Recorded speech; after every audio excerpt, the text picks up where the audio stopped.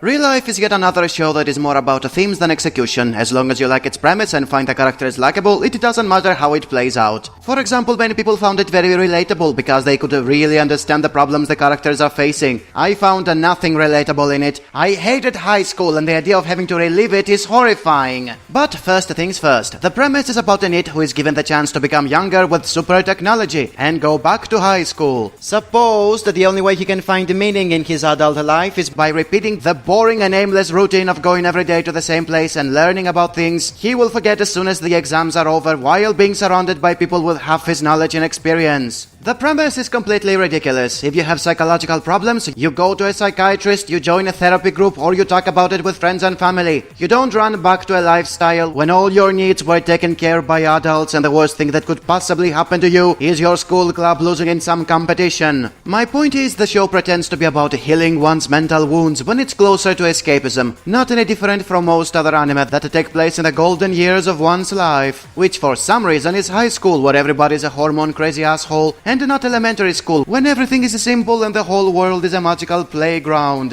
Why ain't those years the most relatable? I will tell you why. Because no sex. We can have romantic interests and intercourse without being sleazy pedophilia. The truly most relatable years are sacrificed for the sake of shipping wars and sexual tension, the stuff that attract most people to anime. I mean, hearing about the premise of the series, you would immediately expect the protagonist to be constantly trying to have sex with girls half his age. That's what the average male will try to do first if he's amongst naive and easily exploitable schoolgirls. But just like in any non-hentai series, nothing happens besides a lot of cock-teasing. Of course, that's not how the show is presenting itself as. Since we see everything from the perspective of an adult, means that everything is far more self-aware about what is going on, which is completely not like any other school comedy since those are written and voiced by teenagers, thus are not self-aware, am I right? Having an adult amongst the teenagers is nothing more than a running joke. Oh look, he's not allowed to smoke or drink alcohol. So funny. And look, he gets tired way faster during gymnastics. This is hilarious. What's even worse is that the show is hardly about the protagonist retracing his footsteps. Most episodes are about normal teenagers having normal teenager problems you can find in any run-of-the-mill series with a school in it. The very theme is not explored much. What's even worse than that is the magic pills which are used for kickstarting the plot. I find nothing relatable in a premise that is based on ludicrous usage of high tech. I mean, holy shit, he discovered a drug that makes people look young. This could revolutionize the cosmetics industry and open up a dozen philosophical schools of thought concerning the importance of aging when it's no longer visible. The entire human history would change forever. And instead of that, they use it for letting a few NEETs run back to high school with the hopes of becoming better people by reliving it. And the magic technology doesn't even stop there. No matter what happens, everybody will forget the protagonist after 1 year.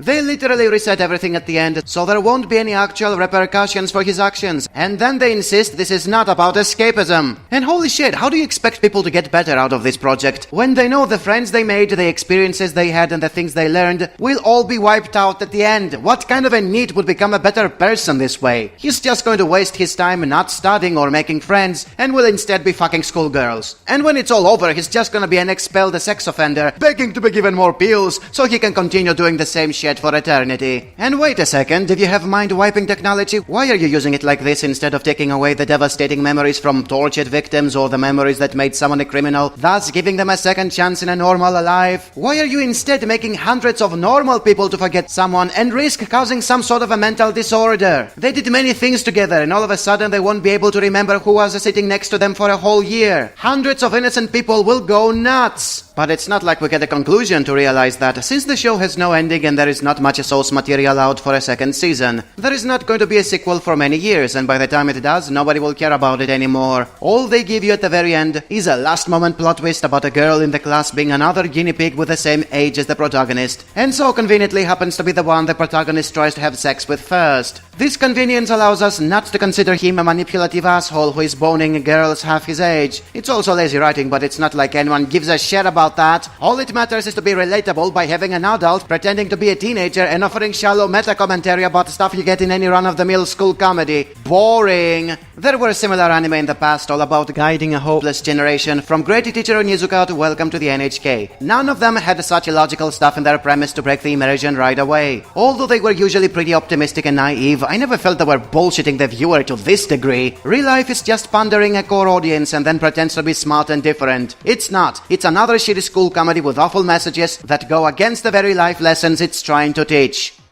Okay guys, let's see why people liked ReLife so much. Going to the mall reviews. I'm a 27-year-old somewhat failed person. The main character is easy for me to relate to.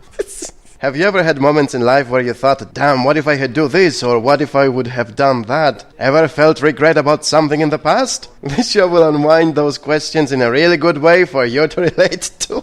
So basically it's just about pondering your insecurities of failure. 10 out of 10 for that. Actually, one more thong. There's a moral to the story. Never give up, don't turn away only because it's difficult. Keep doing the things you believe in because it's not impossible even if it might seem so. If something bad happens to you, don't be sad. Just try again because it will work out for you somehow if you keep at it. What is this 5-year-old empowerment fantasy? Is Santa Claus gonna give you a present as well if you're a good boy? By the way, this guy really needs a pill to go back in high school and learn this time how to spell. I have watched over 1,000 anime since I started watching anime 11 years ago, so I guess I know how to find good anime from a bunch of various other series. I am glad to find such a refreshing anime after watching One Punch Man last year. I feel glad to find such anime this year. This year is going to be one of my best years because of animes like ReLife. Wow, the maturity coming from a guy who watched 1,000 anime. He needs to repeat the same word 1,000 times. He doesn't even know the plural of anime is anime. Also, you watched 1,000 anime and you still think One Punch Man is good?